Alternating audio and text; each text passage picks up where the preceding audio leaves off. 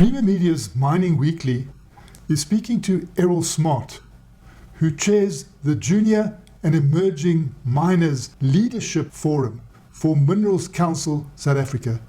In partnership with the Council for Geoscience, your company, Orion, has been carrying out aircraft surveys over the Northern Cape to identify our potential mineral endowment.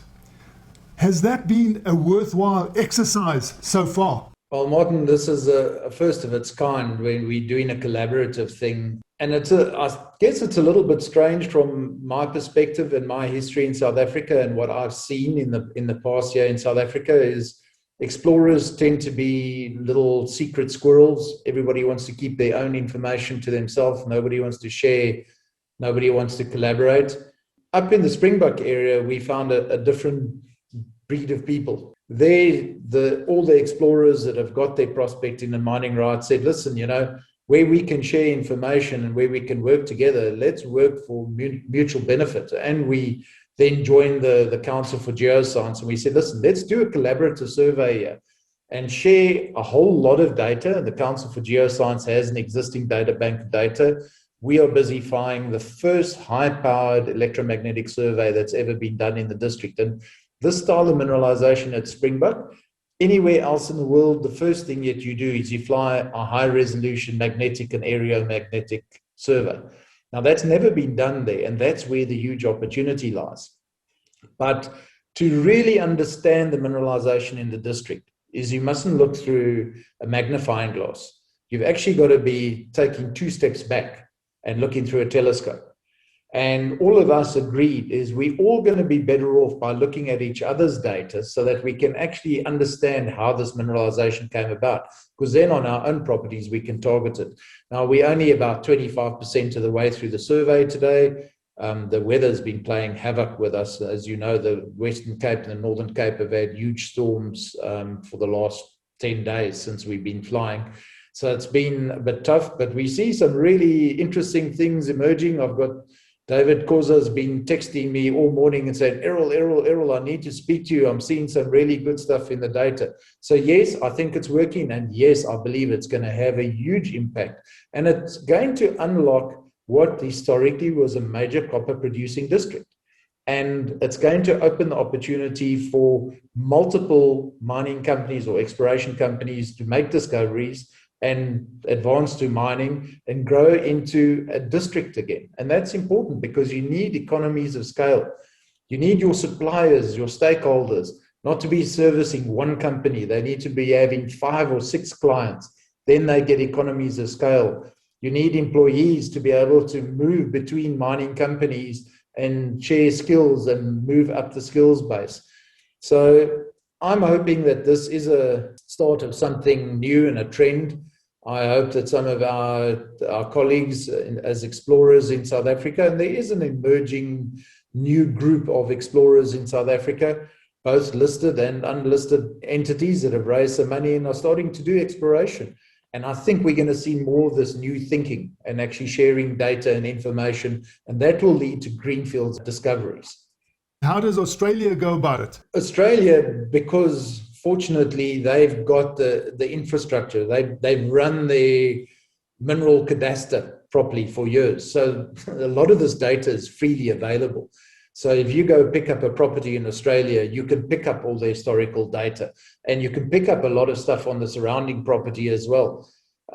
So there is just more reporting and available information. Unfortunately, here in South Africa, the information, a lot of it's lost, which is criminal sad as far as I'm concerned, because everybody hides it in a bottom drawer, and then the bottom drawer gets moved to the garage, and then the garage gets burnt down and data is lost and you never recover it. So we are playing a recovery game. Orion has bought a lot of historical data and is busy digitizing it, taking it out of paper form. In Australia, there is a lot more collaboration between mining companies and exploration companies. And they've experienced that they need to get economies of scale. So in very remote areas, mining companies will work together and put in one landing strip and put in one communal drill hole that supplies water to 5 different mining companies, that kind of stuff. You see very little of that in South Africa. People don't look across the farm fence. And as a result, the discoveries haven't been made. It's amazing now that Orion has managed to acquire multiple historic companies' land holdings. What was previously held by 7 or 8 major mining houses in the 1970s and the 80s, where you had maybe 3 different companies drilling within sight of one another. Now we get the reports of all 3 of those companies. And we can see that there was completely different thinking from all 3 of those companies, because each one of them was studying their little chunk with a microscope. If they had all just got their information together, then many more discoveries would have been made. The opportunity would have been huge. But when you're doing greenfields exploration, you need large land packages. You need to be able to actually step right back and look at the district scale, because greenfields exploration isn't about looking through a microscope. As you make those discoveries, do you have to then put in applications to become the developer of that discovery? Well, yeah, you first got to you put in the applications and get the right to work on the ground. And that's your biggest frustration, is actually getting the prospecting right. Then you've got 8 years of a clock ticking that you have to turn it into a mining right, and start mining within 6 to 12 months after you get the mining right. Otherwise, you lose it. So, that's very counterproductive. Our mineral law in South Africa is counterproductive to exploration.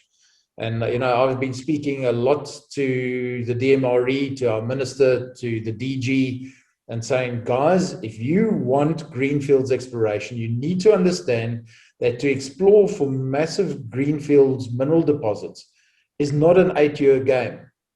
It takes you, once you've actually discovered an ore body, typically it will take you 8 years to drill it out and get a feasibility study done. But you probably need about 10 years worth of exploration before you can even make a discovery, So elsewhere in the world, there's been dozens of studies done and published, and typically it takes between 17 and 25 years to make a greenfields base metal discovery and turn it into a significant mining operation. Now, if the investor sees that at most he's ever only going to have 8 years, the balance of probabilities is against him. He knows that he's very unlikely to see a major mine developed on his investment. So we've got to change that. That's one of these regulatory lacunas that we've got to break in South Africa. And we will get there. And it's part of this exploration master plan that the Minerals Council and I've been working on, and dealing with the DMRE with lots of frustration, I might add, and had a long discussion again last week with the DG, and the DG assures me it's busy going through processes at the moment, and it will soon be released for public comment. And that's what we need. Is we have been talking to DMRE now for 18 months about this. We had a document that was signed off and ready to be presented and made available for public commentary in October last year already. But it hasn't been released yet. So it's frustrating, these holdups, but there's good stuff in there. There's been a lot of thought and attention, and as long as nobody goes and fiddles with it and does something silly in the interim, there's going to be good stuff. It just needs to go to the next step. It's like the mining cadastre. This mining cadastre has been part of a discussion for more than a year. The Minerals Council have stepped up and said, listen, we'll bring expertise, we'll bring money, we'll work together in collaboration, the same as what Orion is doing with Council for Geoscience on exploration. The industry is prepared to collaborate with the Council, with the DMRE, to deliver a successful mining cadastre, which is basically a management tool. It's a simple way to get transparent, efficient management of your mineral title. And that's step one. We need to get to the point that we've got ease of doing business. We need regulatory certainty, and then we need ease of doing business. And then this industry will grow itself. We need to start moving forward, not standing still. We need to start moving forward. Mining is one of the quickest ways to play a significant role in exploration, not just mining. Exploration is a critical cornerstone, and it's the first step in the mining process.